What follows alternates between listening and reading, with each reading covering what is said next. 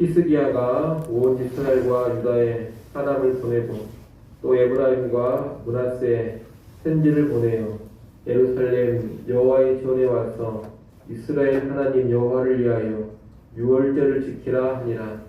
왕이 방백들과 예루살렘 온 회중과 더불어 의논하고 둘째 달에 유월절을 지키려 하였으니 이는 성결하게 한 제사장들이 부족하고 백성도 예루살렘에 모이지 못하였으므로 그 정한 때에 지킬 수 없었습니다.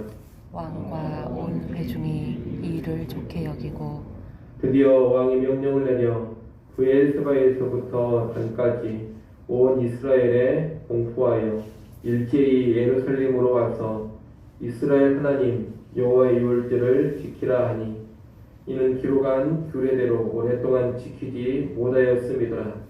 고발꾼들이 왕과 방백들의 편지를 받아가지고 왕의 명령을 따라 온 이스라엘과 유다에 두루 다니며 전하니 일렀으되 이스라엘 자손들아 너희는 아브라함과 이삭과 이스라엘의 하나님 여호와께로 돌아오라. 그리하면 그가 너희 남은 자 곧 아수르 왕의 손에서 벗어난 자에게로 돌아오시리라. 너희 조상들과 너희 형제같이 하지 말라. 그들은 그의 조상들의 하나님 여호와께 범죄하였으므로 여호와께서 멸망하도록 버려두신 것을 너희가 똑똑히 보는 바니라.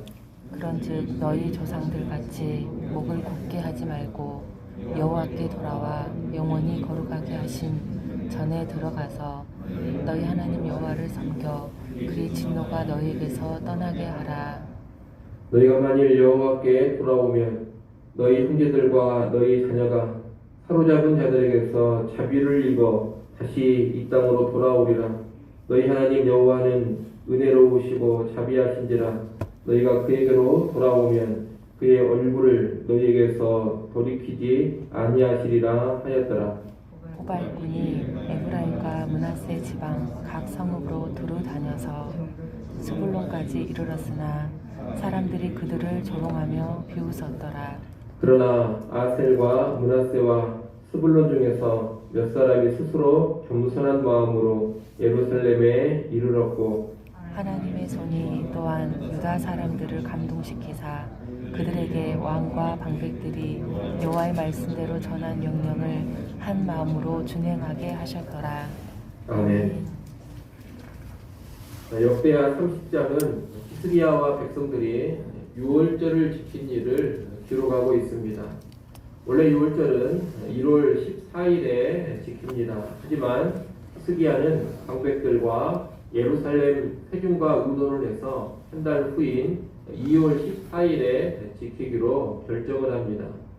히스기야 왕이 주도한 성전 정화 작업은 1월 1일에 시작했지만 1월 16일에 완료됐습니다. 또 유월절을 거행하기에 제의적으로 정결해진 제사장의 숫자도 충분하지가 않았습니다. 가나안 땅 전역에 있는 백성들 역시 유월절을 지킨다는 공고를 듣고 자신을 정결하게 하고 예루살렘 성전으로 오기 위해서는 충분한 시간의 여유가 있어야 했습니다. 이런 이유들로 인해서 날짜의 변경이 필요했던 겁니다. 이 날짜 변경에는 다른 근거가 있습니다. 제의적으로 부정하거나 여행 중이라서 유월절을 지키지 못한 사람들은 2월 14일에 유월절을 지키라는 민수기 9장 10절, 11절에 규정이 있는 겁니다. 그 규정에 근거해서 성전과 제사장, 백성 모두가 성결하게 되어서 유월절을 지키기 위해 2월 14일에 유월절을 지키기로 결정한 것입니다. 물론 그런 규정은 예외적인 것이고 본래 온 백성이 지키는 유월절은 1월 14일에 지키는 것이 원칙입니다. 하지만 앞서 번제 짐승들의 가죽 벗기는 제사장의 일도 레위인들이 함께 감당케 한 융통성을 발휘했던 것처럼 이번에도 유월절 날짜와 연관해서 다시 한번 융통성을 보여주고 있는 겁니다. 진정한 율법의 준수란 문자 그대로 지키는 데에만 몰두하는 것이 아닙니다. 그 문자를 주신 의도, 정신을 따라 지키는 것이 율법을 제대로 지키는 것입니다. 아울러 2절에 보면 이 날짜 변경과 연관해 히스기야는 방백들과 예루살렘 온 회중과 의논을 했다고 합니다. 히스기야는 왕으로서 절대적인 권력을 가지고서 명령만 하는 그런 사람이 아닙니다. 방백들과 의논하고 예루살렘 백성들과도 의논을 합니다. 그는 귀를 기울여서 듣고 소통하면서 협의하는 왕이라는 겁니다. 이 모습이 또한 좋은 지도자의 모습이라고 볼 수가 있겠습니다. 이렇게 6월절을 2월 14일에 지키기로 결정하고서 히스기야는 브엘세바에서부터 단까지 온 이스라엘에 공포하여 예루살렘 성전으로 와서 6월절을 지키라고 합니다. 5절 말씀을 여러분이 한번 읽어보십시오. 30장 5절 말씀 읽습니다. 드디어 왕이 명령을 내려 브엘세바에서부터 단까지 온 이스라엘에 공포하여 일제히 예루살렘으로 와서 이스라엘 하나님 여호와의 유월절을 지키라 하니 이는 기록한 규례대로 오랫동안 지키지 못하였음이더라. 아멘. 여기 보면 브엘세바에서부터 단까지 온 이스라엘에 공포했다고 합니다. 브엘세바에서 단까지 말은 가나안 땅, 팔레스타인 땅의 남쪽 끝에서 북쪽 끝까지 이런 뜻입니다. 히스기야는 남유다와 북이스라엘을 포함해서 온 이스라엘이 여호와의 유월절을 지키면서 영적으로 회복되기를 바랬던 겁니다. 히스기야의 명령에 의해 고발꾼들이 왕의 편지를 가지고서 온 이스라엘과 유다에 두루다니며 공포했습니다. 그 편지를 통해 공포한 내용이 오늘 본문 6절부터 9절에 나옵니다. 그 내용의 핵심은 여호와께로 돌아오라는 것입니다. 온 백성은 아브라함과 이삭과 이스라엘, 곧 야곱의 하나님께로 돌아와야 합니다. 당시 북이스라엘은 아수르의 침략으로 인해서 완전히 황폐해진 상황이었습니다. 많은 백성들이 포로로 끌려갔고 남아있는 자들이 아주 힘겹게 왕국을 유지하고 있었습니다. 이렇게 된 이유는 그들의 조상들과 형제들이 여호와를 버리고 언약에 불순종했기 때문입니다. 계속해서 하나님을 배역하고 말씀에 불순종하니 결국 아수르에 의해서 나라가 몰락하고 무수한 백성들이 포로가 되어서 사로잡혀 간 것입니다.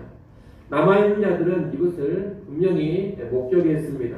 그러니 이제는 경각심을 가지고서 조상들이나 형제들의 악행을 따르지 않고 여호와께로 돌아와야 한다는 겁니다. 목이 곧은 사람이 되면 안 됩니다. 스스로 겸비하여 여호와께 돌아와서 여호와의 성전에서 섬겨야 합니다. 그러면 진노가 그들에게서 떠날 것입니다. 이스라엘의 남은 자들이 하나님께 돌아오면 하나님께서는 포로로 끌려간 형제와 자녀들도 돌아오게 하실 겁니다. 하나님은 은혜롭고 자비하시기 때문에 능히 그렇게 해주십니다. 또 남은 자들이 하나님께로 돌아오면 하나님은 그의 얼굴을 그들에게서 돌이키지 않으실 겁니다. 이러한 내용을 히스기야가 고발꾼들을 통해 편지를 통해서 선포한 겁니다. 이렇게 여호와께로 돌아오라는 내용을 선포했는데 이 선포에 대해서 백성들이 상반된 반응을 보여줍니다. 먼저 10절 말씀을 여러분이 한번 읽어보십시오. 10절 읽습니다. 고발꾼이 에브라임과 므낫세 지방 각 성읍으로 두루 다녀서 스불론까지 이르렀으나 사람들이 그들을 조롱하며 비웃었더라. 아멘. 이 10절에 보면 북이스라엘 각 성읍의 여러 사람들은 고발꾼들을 조롱하고 비웃었습니다. 그들은 하나님을 인정하지를 않았습니다. 북이스라엘 백성들이 아수르 제국에 의해서 처참하게 되었음에도 불구하고 그들은 돌아오라는 이 말씀의 선포 앞에 완악한 반응을 보였다는 겁니다. 그들은 대제국인 아수르를 이기고 포로들을 돌아오게 하시는 그런 하나님의 존재를 믿을 수가 없었습니다. 그래서 여호와께 돌아오라는 이 말씀의 공포를 조롱하고 비웃어버린 겁니다. 그러나 11절, 12절에 보면 아셀과 므낫세와 스불론 몇 사람들은 스스로 겸비하여 예루살렘으로 왔습니다. 그리고 남유다에서는 하나님의 손이 감동시키셔서 온 백성이 그 공포를 큰 마음으로 따랐습니다. 북이스라엘 땅에 아주 적은 소수의 사람들 그리고 남유다의 온 백성은 하나님의 말씀에 입각한 그 공포에 순종을 했다라는 겁니다. 이렇게 두 가지 상반된 반응이 나왔는데 이 상반된 반응은 오늘날도 말씀 앞에서 변함없이 나타나는 반응들입니다. 지금도 위기 앞에서 여호와께 돌아오라 이런 말씀을 선포하면 비웃고 조롱하는 자들이 있습니다. 하나님이 어디 있느냐? 하나님 있으면 이런 일이 벌어졌겠느냐? 하나님을 믿느니 차라리 나를 믿겠다 이런 이야기들을 하면서 비웃습니다. 이들은 완악한 자들입니다. 그들의 완악함에 합당한 보응을 받을 것입니다. 그러나 그런 말씀의 선포 앞에 겸비하게 회개하면서 하나님께로 돌아오는 사람들이 또 있습니다. 돌아오는 사람들에게는 하나님께서 새로운 은혜를 주시는 겁니다. 현재 코로나 상황에서도 사람들은 이런 두 가지 반응을 보입니다. 이런 상황에서 하나님을 기억하고 하나님께로 돌아가자, 우리가 더 하나님 앞에 바로 서자 이런 말씀의 선포가 있어지면 한편에서는 하나님을 조롱하며 비웃습니다. 하나님이 어디 있느냐? 하나님이 계시면 이런 일이 벌어졌겠느냐? 또 뭐 교회에서도 코로나 환자가 나오더라 그러면서 조롱하고 비웃는다는 겁니다. 그들은 그런 거만함과 완악함에 대하여서 합당한 보응을 받을 겁니다. 하지만 겸손하게 하나님을 찾고 회개하면서 하나님 앞에 바로 서보지 않은 그런 사람들도 꼭 있습니다. 그들은 이 힘든 시기를 지나면서 영적으로 더욱더 성결하게 될 것이고 온전한 믿음의 사람으로 서게 될 겁니다. 또한 이후에 하나님 주시는 귀한 은혜를 받아 누리게 될 겁니다.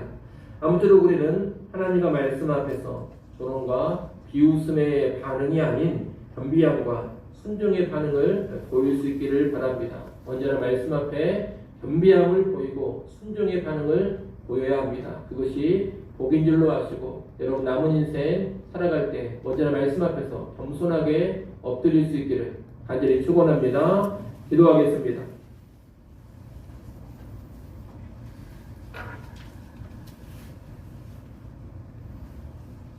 하나님 아버지, 유월절을 지키며 여호와께로 돌아오라는 이 말씀의 공포 앞에 조롱하고 비웃는 자들이 있는 반면 또한 겸비하여 회개하며 하나님께로 돌아오는 자들이 있음을 보았습니다. 하나님의 말씀 앞에 언제나 이런 상반된 두 가지 반응이 있음을 알게 하시고 오늘 우리는 하나님 앞에 합당한 반응 보이게 하여 주옵소서. 결코 말씀 앞에 거만하지 않게 하시고 완악하지 않게 하여 주옵소서. 하나님의 말씀을 멸시하지 않게 하시고 조롱하며 비웃지 않게 하여 주옵소서. 말씀이 선포될 때마다 경외감을 가지고 겸손하게 엎드릴 줄 알게 하시고 그 말씀의 선포 앞에 순종케 하여 주옵소서. 아버지 하나님, 이 시간도 하나님 앞에 나와 기도합니다. 기도하는 이 시간 하나님과 친밀해지는 시간 되게 하여 주시옵소서. 하나님을 통하여서 은혜 받게 하시고 위로 받게 하시며 구하는 기도의 제목이 주의 도우심으로 응하여지는 귀한 역사를 누려가게 하여 주시옵소서. 하루의 시작 기도하며 하나님 앞에 나아갑니다. 오늘 온 하루도 주님과 함께하게 하시고 주님 주시는 능력으로 승리케 하여 주옵소서. 예수님의 이름으로 기도드리옵나이다. 아멘.